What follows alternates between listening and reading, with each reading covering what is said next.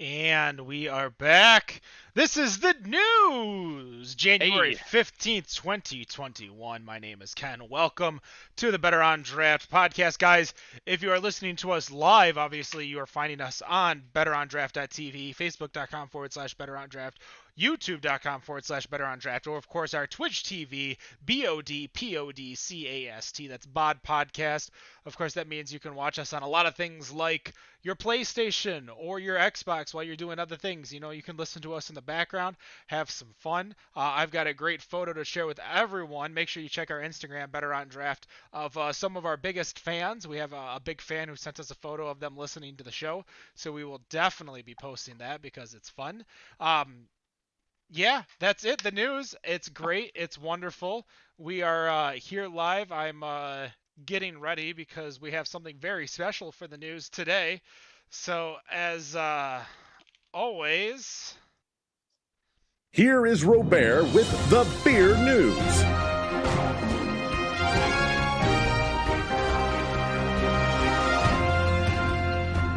now wait, Robert. Yeah. We got to find out what everyone's drinking right now. So, Nicholas, what are you oh, drinking? You got to unmute yourself. Amateur hour. I get twice in one freaking night. Jeez. it's only been a year, Nick. Yeah, I know. I'm still drinking the vanilla latte milkshake stout from Rochester Mills. All right, and you weren't too happy with that? Aged a little too much, maybe? A little bit. It's warm now that it's warmed up a little bit. Maybe it's not as bad. It's a little bit better. But this is don't let it sit. It's probably best when you buy your case. Best to drink it. Dan, what Best do you to got drink it over when you there? get Are it. you still drinking the vodka? Yeah, I tried to call it a vodka or a screwdriver, but it's now a Screwdriver. vodka. No, it's a vodka soda. Yes, sir. Vodka soda. Robert, are you? What are you drinking over there? So finishing off the hop tea that I still have, Nice. and I'm going to brave the ESB No, Good choice. English mild.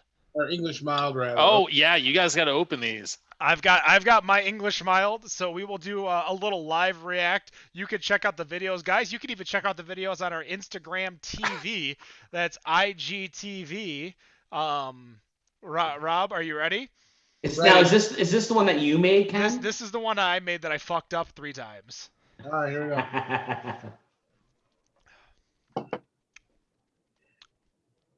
It ain't bad.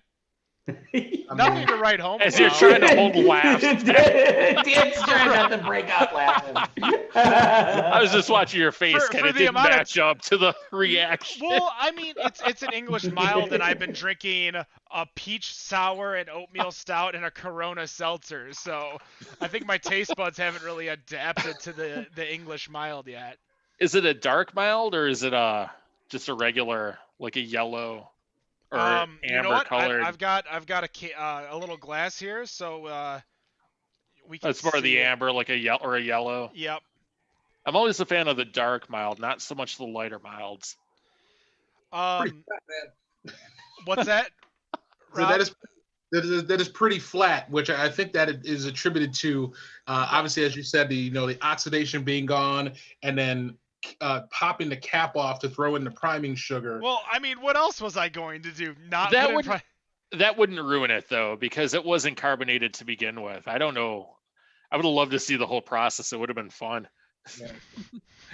Thanks, You Dan. should have put that on like YouTube. I put it on Instagram when I got my ass called out. Oh, that's did for you sure. really? Oh, Yes. I didn't even see it. No, all in good fun, man. I'm not trying to make fun of you or put you down. I tell you what, it is I'm not too upset. Obviously, you live and you learn. That's the first brew that I ever did that wasn't a full end-to-end Box process. kit, like a yeah, kit. box kit. Yeah. So Nice. I picked out. So I mean I picked out the extract and the kit and stuff. So like they sent Adventures in Homebrewing sent me everything. But I picked out my own yeast strand that I wanted. I picked out my own hops that I wanted to use. So Awesome. I still used I was extract brewing, so I still use extract. So I mean I had about 80% of the control.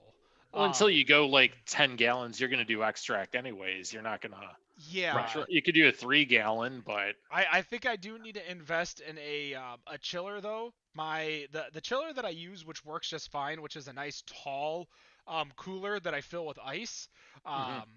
but I think there's just a few things that I need So to do better next time. But I have a handful more kits that I want to use, including an alt beer kit. all right. So I'm going to tell you this too, and extreme like purists will be like, "No, you're terrible saying to do that, dude." Chilling it, just throw the lid on and throw the yeast in the next day.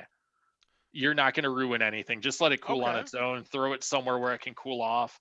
Don't worry about that having to get it down fast. Just throw your yeast in after it cools off after 24 hours, and I guarantee you the beer is going to be the same as if you used a chiller to do it. Well, if you agree with Dan, why don't you shoot us a message on If they Better don't on agree, Draft? because that's who we'll hear from. Yeah.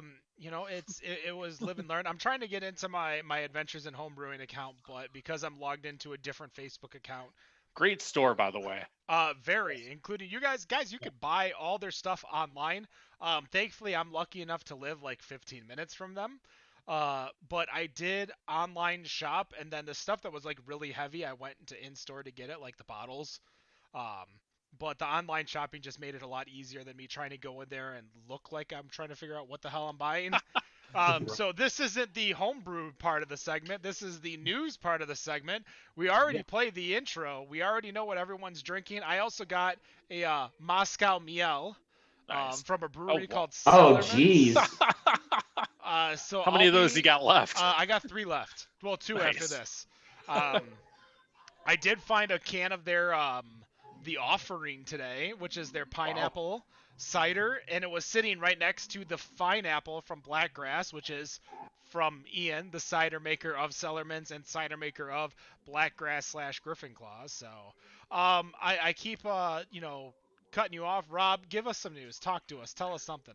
All right, so Yuengling is on the move again as their partnership with Molson Coors is expanding their national footprint into the state of Texas, which I believe that would make state number 23 for Yuengling. I didn't really check how many there were, but I believe it's 23.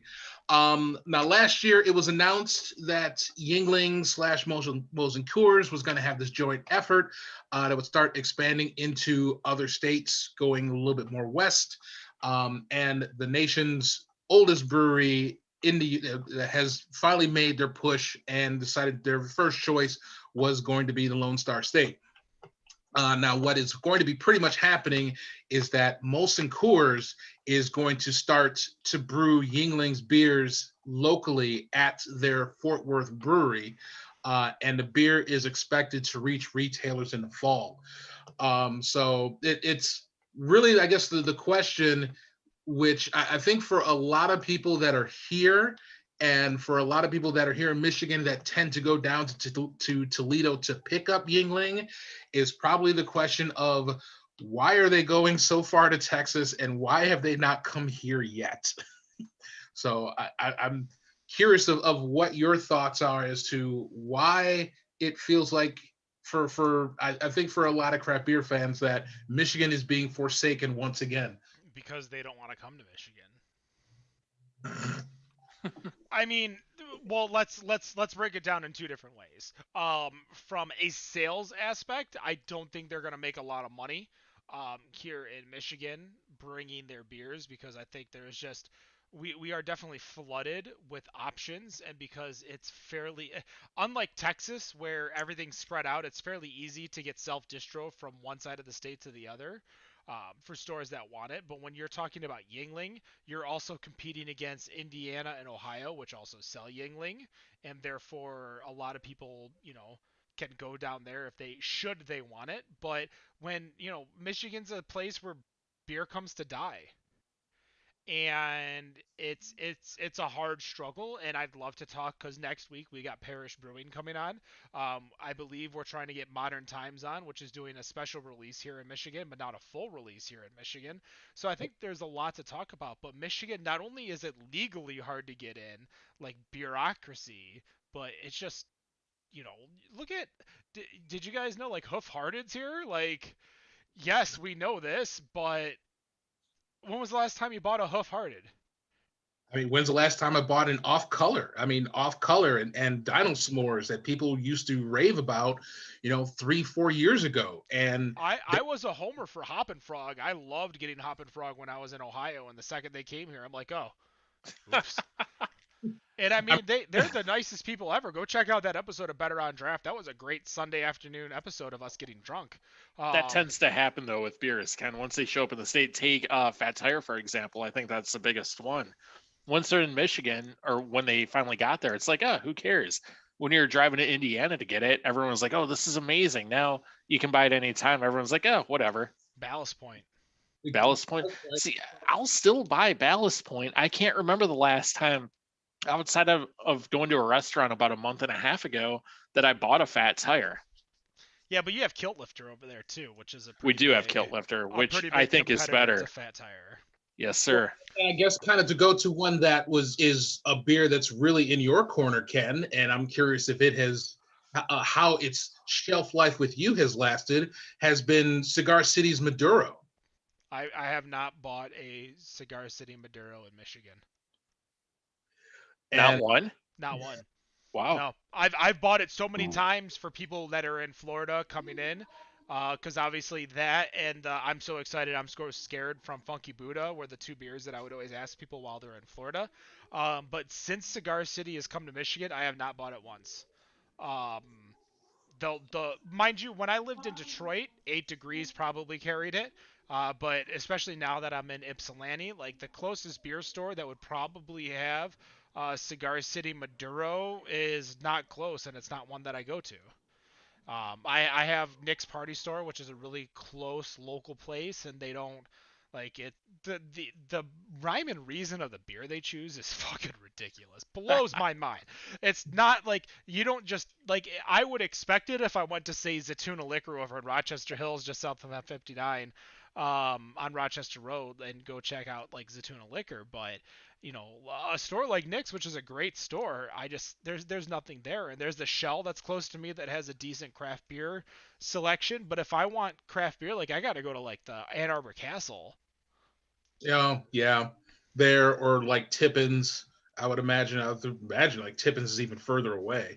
But you're right. Like that was a beer that I would get when it would come out, and I would share with people. And now it's here. I just don't. It's not that I don't care. I just don't care to get it because I know I can get it whenever I want.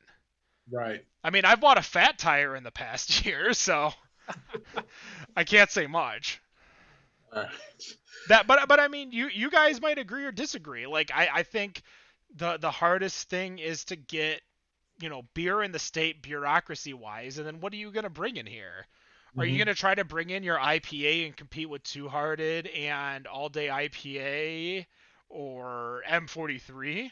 Or are you going to try to bring in your stout and, you know, try to go up against, you know, Rochester Mills? And as much as we say it locally, are you going to try to bring in your cider? Because that ain't happening here in the state of Michigan.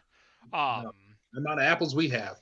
But we're giant fucking homers. I mean, and it's almost to the point where you go out of state and you look for Michigan products out of state. Like, Dad, you got like a Michigan restaurant out there that does like Coney. The Coney Island. Yeah. We have a Michigan, or it's called Detroit Coney Island. It's the only place you can get Superman ice cream. We're actually out there a couple of weeks ago, actually rooting against the Steelers when they were playing the Colts, because I was trying to push for the Browns to win that division. But sorry, Rob.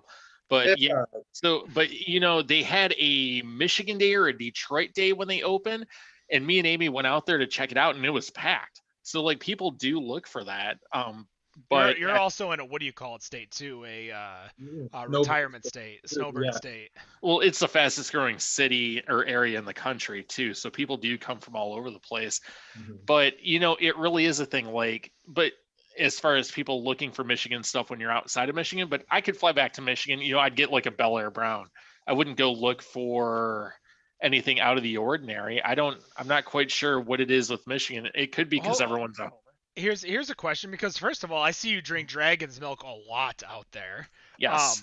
But if Short's Bel Air Brown was out there, wouldn't you probably be picking it up and drinking it too? Or I mean, the obvious easy question was to ask you if Milkshake Stout was out there, but yeah, either one of those I would pick up. But outside of those two, I can't think of what else I would. I drink Dragon's Milk because it is, I think, the best barrel aged stout out there, at least that you can get 24/7, no matter what's going on. Outside of Michigan beers, you mentioned the Milkshake Stout and the Bel Air Brown. Those are the two that I would probably drink otherwise. I don't really look for anything else.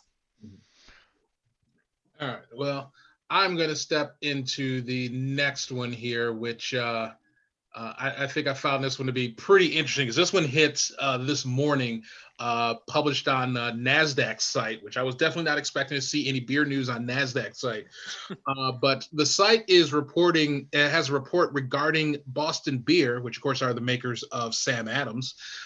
And Sam Adams is going to be, well, rather Boston Beer is going to be reporting their fourth quarter earnings sometime in February. And it's projected that with this report that Boston Beer is not going to be considered craft beer anymore. And of course, for those who don't know, obviously the definition of a craft brewer is having an annual production of 6 million barrels of beer or less. Less than 25% of the craft brewery owned or controlled by a beverage alcohol industry member that is not itself a craft brewer.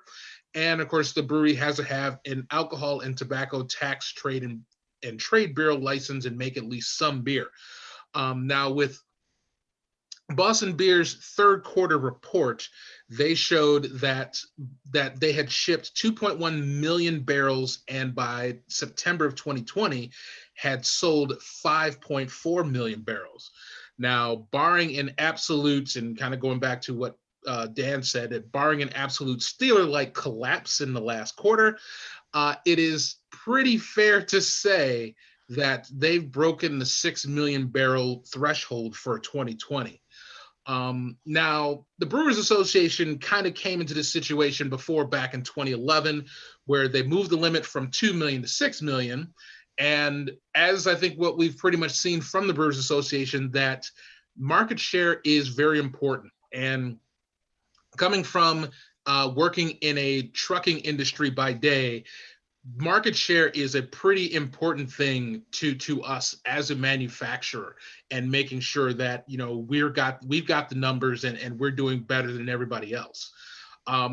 Personally, I kind of think that leaving the line at 6 million and kicking Boston Beer out is going to thoroughly damage that market share and damage that line that craft beer has tried to create and separate themselves from big beer or wine and spirits. What I'm curious from you guys, actually, I'm going to start with Nick on this one, since he was very quiet on the last one. I'm going to get on you on this one. I'm curious, do you think the Brewers Association moves the line again, or is there the possibility, as I was going through the article, that they were saying that the Brewers Association could change the definition so that the 6 million only applies to beer and thus excludes things like ciders, teas, and seltzers from that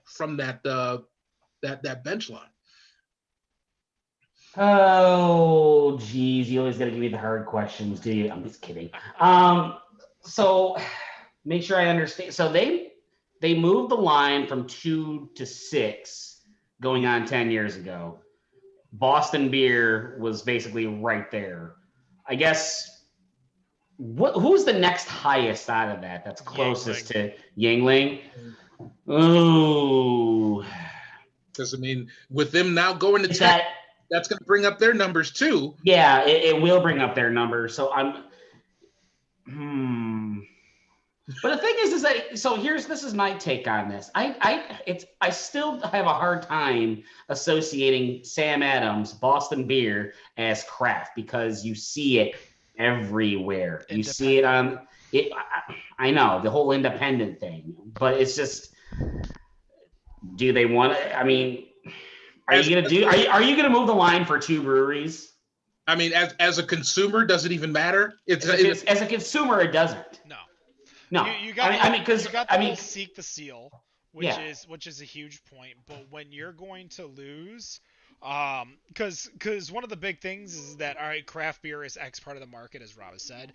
Craft beer growth is Y part of the market, which is a huge selling point of how good. When you're going to lose your number one, which is number one by a lot, to number 2, which is number 2 by a lot to number 3. Well, out of curiosity, who's number 3? Oh, geez, probably Stone. Stone? I was gonna say maybe it's got to be Stone. I don't have the list in front of my head. That's fine. I'm just curious. I could envision Stone being number 3. Do you move the line really for 2 breweries? That would be my question. Does it matter to me as a consumer if I wasn't part of this show? No, I won't care. So I think you do for Sam Adams. Sierra Nevada is number 3, by the way. Number 3. Why would you care? Out of curiosity, why would you care, Dan? Because that really is the gateway, like Ken was kind of mentioning. It really is the gateway to craft beer. And all of a sudden, you're just gonna start saying, "Oh, they're not a craft beer anymore." So they really are the gateway to all these other companies. I mean, how many of us, one of the first, like, not like Bud Light, Miller Lights, was a Sam Adams Boston Lager. Cherry wheat, something to that effect. I mean, that's exactly what I'm getting at. Yeah, well, they're Boston Lager then, but cherry wheat for me. Well, I'm going to interrupt because I think the big thing here is that they need to. Well, one, the reason that they have exploded is one, they now own Dogfish Head. Yep. Which Dogfish Head is under the Boston Beer umbrella. Now, the whole Dogfish Head purchase was to help them stay craft or stay independent because they were selling so much Truly. Now, the reason that they're selling so much is because of Truly, their seltzer brand. Like, their seltzer brand has exploded. I think at this point, you need to remove seltzer sales from the beer sales. Like, yes, it's going to be taxed as beer, but seltzer, the only thing that seltzer is as beer is tax-wise. That's it. Like, there's no other true, like, comparison between seltzer and beer other than tax. I mean, it kind of makes, I don't know, it feels like going that route, it just makes the definition of craft beer just, I don't know, it just doesn't feel like it means as much. Why stop now? I mean, we've been changing the deal of craft and independent for decades. Exactly. Like as the whole industry has changed. Why can't we change the definition as the industry has changed? And does it change the beer at all? I don't think it does.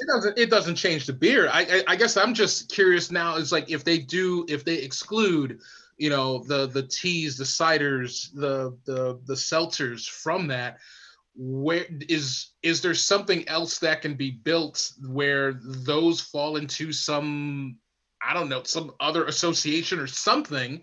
Because then it I don't know, it just seems weird that you're still going to consider it part of the Brewers Association, and because it's taxed as beer, you're still going to consider it beer.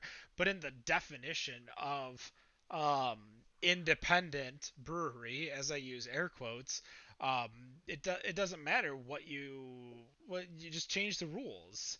Change the rules to fit it because it just needs to be fit. Like the people who made the rules 10 years ago to move it from 2 million to 6 million did not expect seltzers to exist. You can't go with rules from 2011 for a 2021 craft beer industry.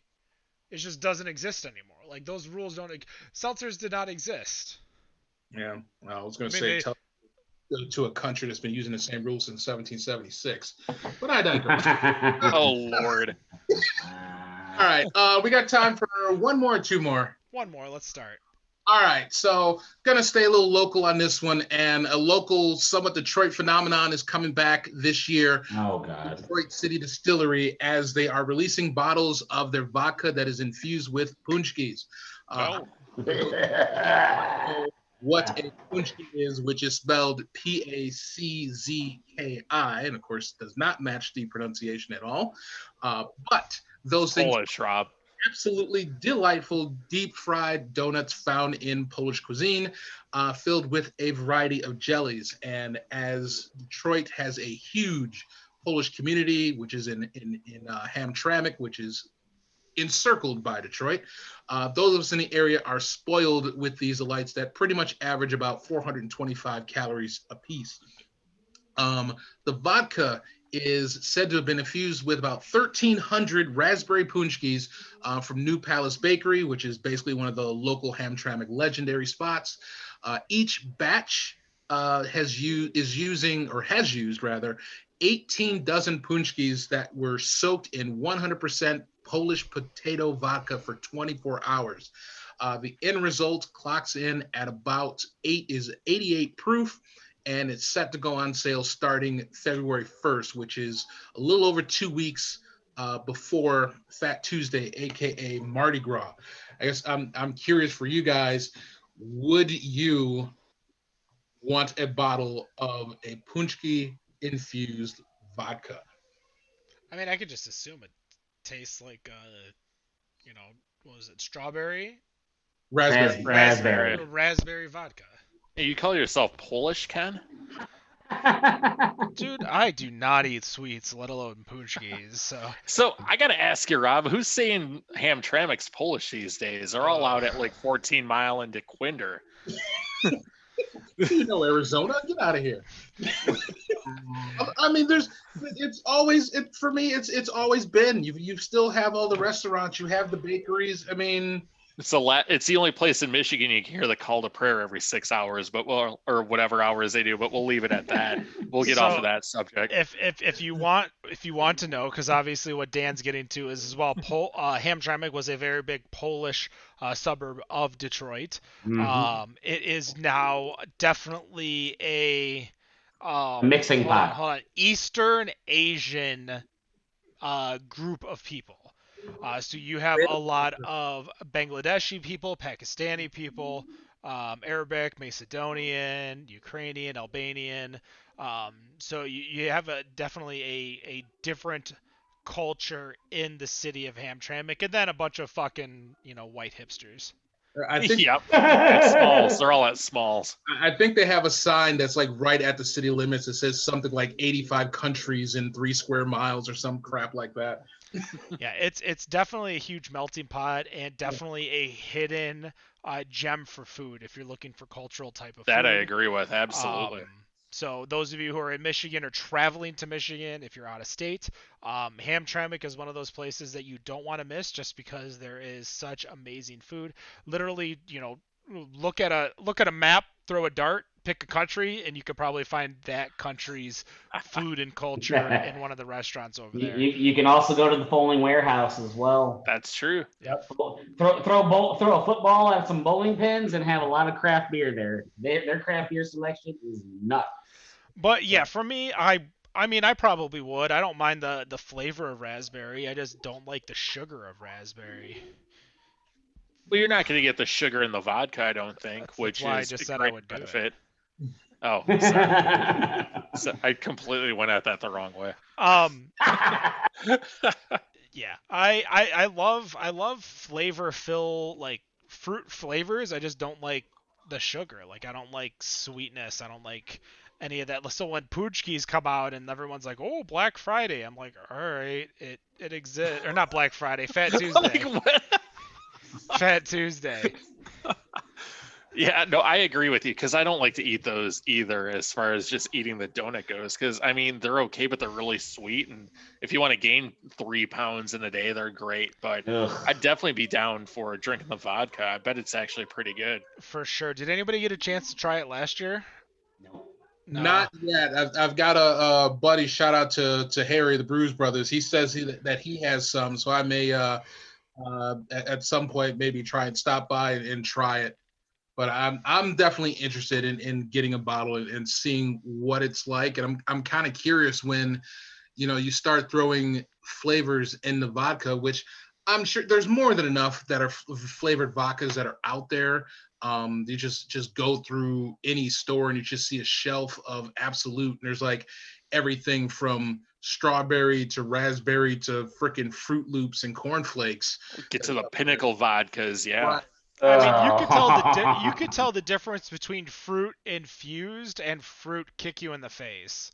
Yeah. Which a lot of those vodkas are fruit kick you in the face, as opposed to like, oh, there's a hint like this right here, the Corona cherry. Like I could tell there's a hint of cherry. It's not gonna fucking taste like a syrup bomb of a fucking what's that non-alcoholic Shirley Temple. Not gonna taste like a damn Shirley Temple. I'm just curious what you could mix it with and it actually, still be decent. I bet cranberry juice would be good with it. Do like the cran raspberry. Right. Yeah, that wouldn't be bad. Or some type of and like an orange juice, make a screwdriver out of it. I don't think that would might be good bad. too. Yeah, that'd probably be good. Yeah, fair. Okay.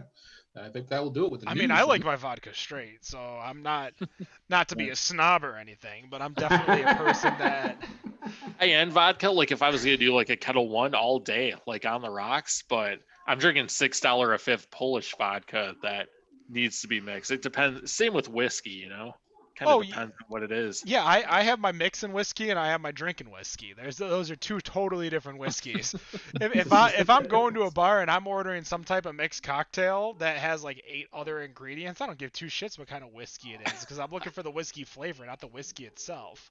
Right. But if I'm going to a bar and I want a whiskey, fuck yeah. Like I went to Ale Mary's. It's not up here, but I went to Ale Mary's and I bought because they had Hibiki 17, and I bought 2 ounces of Hibiki 17 to go, and I'm like, all right, I'm gonna take this home. You didn't mix that into some Coke? No, no. I did not spend $60 for 2 ounces to mix it in Coke. Rob, thank you so much for putting together the news. I know Wendy is out. Hopefully she feels better. That's going to do it. Stay tuned. We got King of the Hill right after this. So if you are listening on the podcast, go check us out on Instagram TV. That's the only place you can get King of the Hill, unless you're watching the live BetterOnDraft.tv Fridays, 7 p.m. No matter what you think of your beer, we think it's Better on Draft. Have a good night. Peace.